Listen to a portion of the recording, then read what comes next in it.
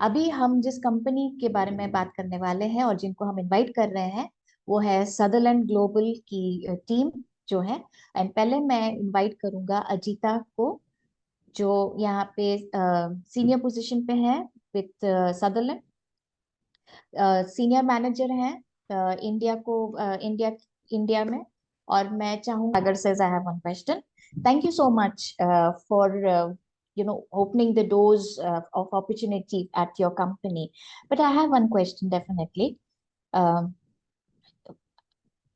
we know that a lot of hearing people constantly worry about the fact that probably deaf people will be able to do a job or not do a job. But how is it that it came to you to decide to open your doors to deaf? What was the turning point? How did this come about? This whole idea of hiring deaf people. So we had a project offered by our country head at that time that she was very keen to hire employees with blindness. Right. So that's where it began.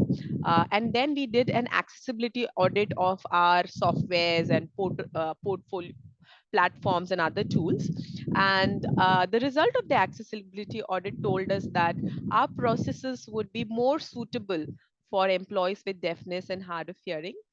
Also, our clients were very interested in hiring employees with deafness. So, while it started with the hiring of employees with blindness, but our ecosystem was more conducive for employees with deafness and hard of hearing. So, we thought that we will give that a shot. And we started this journey in somewhere 2020, 21. So, we took this the last 2 years to strengthen our ecosystem for blind employees as well. So now we have the 25 plus employees with blindness as well, right? So it's a small journey. It's an ongoing journey. So that's how we started Sagar.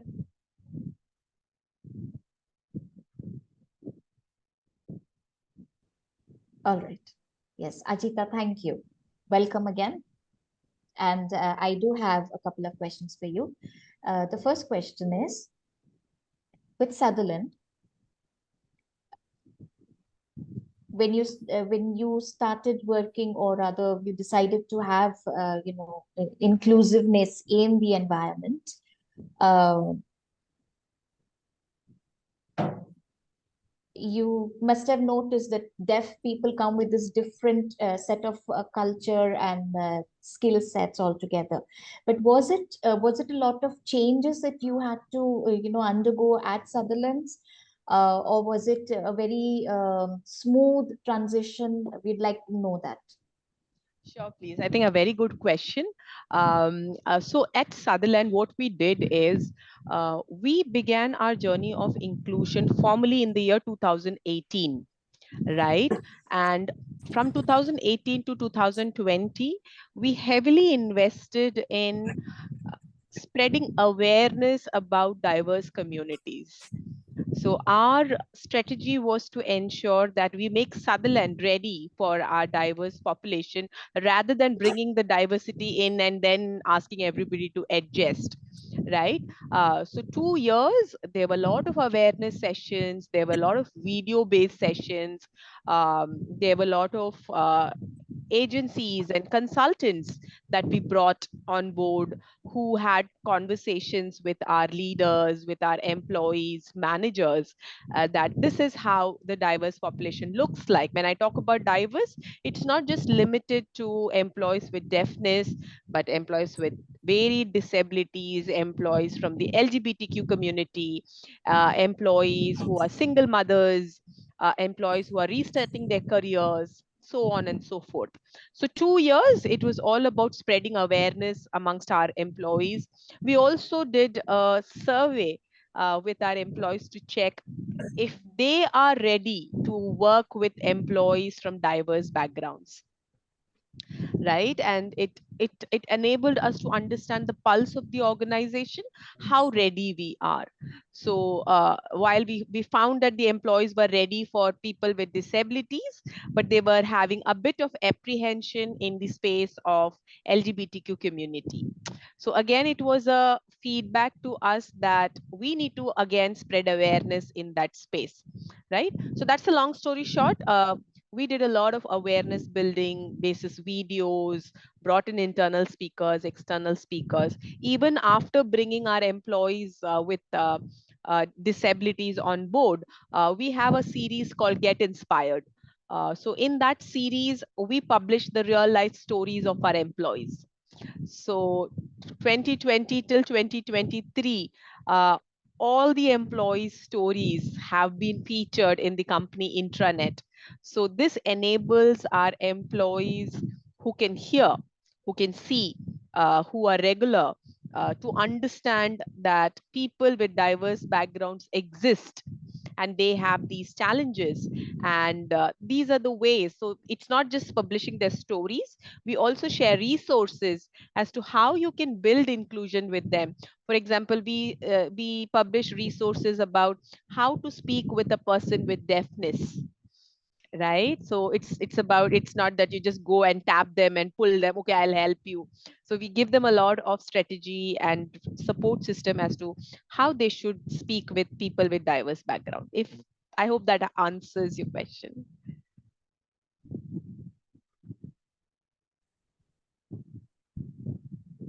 Yes, absolutely. Sure, thank you. There is another question for you. Sure. When a deaf resource joins the company,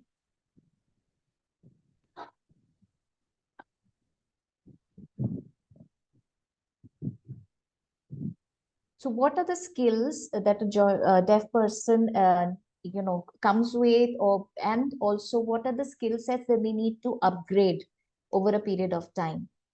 So I think we have answered this question in multiple ways, but I would like to rephrase again. We identified roles where a person with deafness could work, right?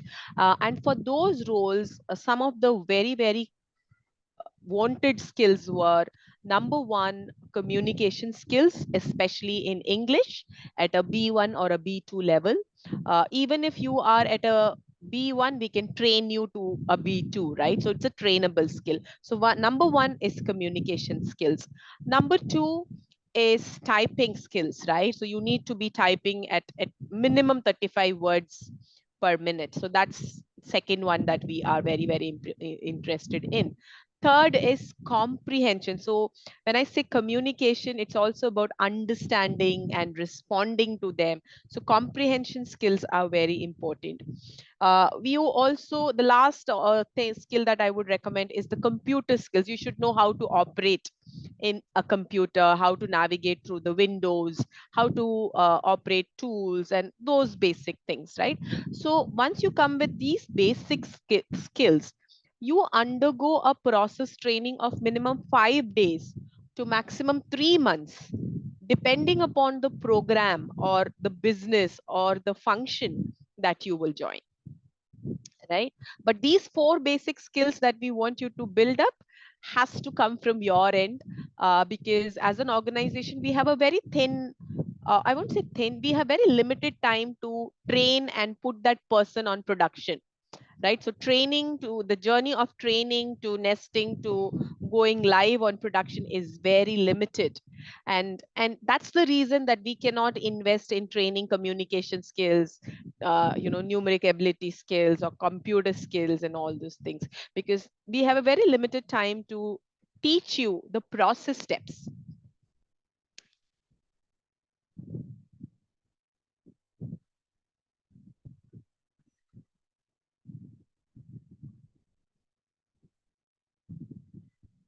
I understand. Yes.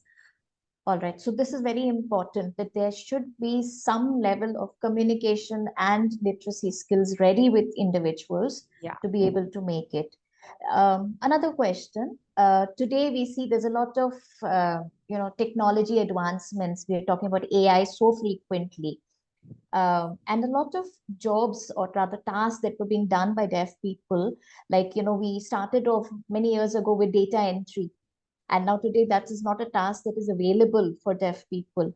That task is over, taken over through technology. So what do you think, we should look at, the deaf community should look at? What are the other areas that they should work at, so that AI is not like a threat for them? I think if AI is becoming a threat to you, do friendship with AI, right? Become friends with AI. Use AI to upskill yourself, right? We have Chat GPT. So probably you can ask Chat GPT, I'm a deaf person. What are the skill sets that I can build in? How can I leverage? Which are the websites that I can go? Which are the tools that I can use? So whenever something they say, right, when you have an enemy, you need to make them your friend. So if you think AI is your enemy, you need to talk to AI. You need to build friendship with AI to see how you are going to handle the future. And I would say that don't look at AI as a threat. Use AI as your weapon to move forward, right? I have Shabina here, who has done almost signing for 15 years, right? And today, I have given her a completely different portfolio where she has to write thousands of emails, where she has to write thousands of award papers. She has to go and talk to people. So there's no signing involved. She has to go and talk to people from different countries. So she was struggling. And the message I told her is do friendship with Chat GPT, right? So today, Shabina does a fabulous job in writing emails, in speaking to our stakeholders, in handling calls. Now, how Shabina is able to do that is she is spending time on Chat GPT, which is again your AI, right? She's spending time with Chat GPT. It's not that Chat GPT gives an answer and she cut, copy, paste. No, she gives a human touch to it. Chat GPT gives you robotic answers. She listens to it. She adds her human touch to it.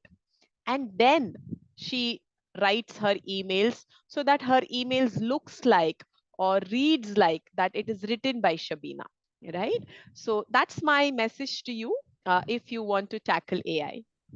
So I would like to add here, here where my name is coming out. So first of all, thank you, Ajita, for sharing my story here.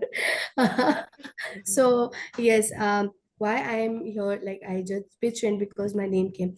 First of all, working with deaf, right? We as an interpreter, we start thinking as a deaf people because we have grown with them, we have worked with them. We also sometimes write as a deaf also. You know, we use that grammar, we don't use verbs, articles, nothing. We just write a small messages. And when I joined a team, Jita's team, DEI team, where my job role was, I was like, one day I will not be able to survive, because here a complete opposite, reading, writing, talking, and emails, calls, chats, I'll not able to survive at all. Jobin was my leader, and he also gave me a 6 months time. I'll tell you one thing, he gave me a 6 months time that you have to upskill yourself, not only in. So I if you have a 12th standard deaf person who's recently passed out, and you put myself, we were all together at a, you know, because I was not using that technology before that. So yes, Ajita put it a very right way, that we have to know that from where and which websites we have to go, what we, so you can just go and read and see how people are writing. I used to go and read Ajita's email, I used to go my teammates read how they are writing, and then we have to use, you know, our intelligence, and we have to come across with some idea. So here, that you have to understand and you have to put some skills here. And as English communication learning will only come when we do practice, right? So yeah, again, I will take this moment to thank my team as well for giving me this opportunity, and first of all believing in me. So in Sutherland, we are giving opportunity, we are believing in the deaf community, that for some support, for, you know, 1% of support, they will go a 99 step ahead. So this is, we are believing and working with us with them. So yeah, I would like to conclude here. Over to you, Ajita and Sagar, please.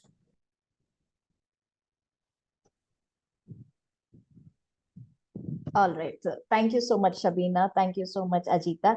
I so definitely yes, we need not look at AI or technology from a negative point of view, but look at it as a strength to take us further, to help us. Thank you so much for everything. Thank you so much.